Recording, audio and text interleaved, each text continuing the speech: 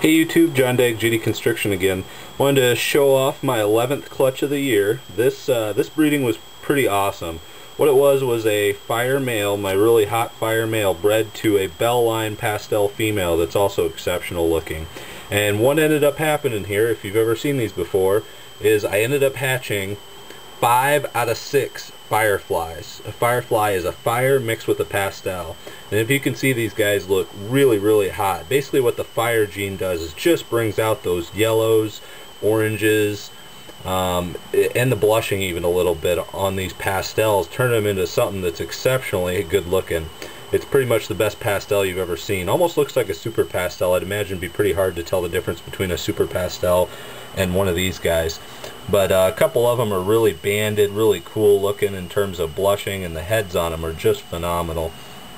The coloration on fires comes in later as they mature, so these guys with their light coloration now are going to get nothing but hotter and hotter looking as they get older. They're going to turn into a almost neon yellow and black kind of coloration. Very awesome. And you see the one little normal over here. Now, just to go through the odds with you guys a little bit, this clutch is pretty awesome in the fact that I got 5 out of 6 fireflies.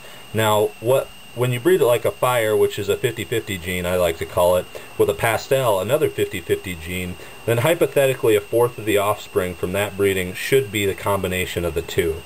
So a fourth of them will contain typically both copies of the gene, the fire and the pastel. What ended up happening here is 5 out of the 6 ended up carrying the gene, and for you probability people, that's basically a less than a 1 in 1,000 chance that this would happen. Another comparison you could make is if you and a buddy took quarters, each of you flipped quarters at the same time, 2 different quarters, the odds of you guys getting both heads 5 times in a row is less than 1 in 1,000. So these guys are really kind of a cool clutch in terms of probabilities. Really happy with the sex ratio too. Ended up with 3 boys and 2 girls. So some opportunity for holdbacks there and the ability to mix it into other things down the road. But definitely one of the cooler combos that I've hatched this year. And another first for me in terms of a double codom. I hadn't hatched these before at all. But to get 5 out of 6 eggs with this awesome firefly gene is really cool. These are also Mike Wilbank's line of fireflies, or excuse me, line of fires, and they make awesome fireflies. They're the neon yellow variety. They are really sharp looking.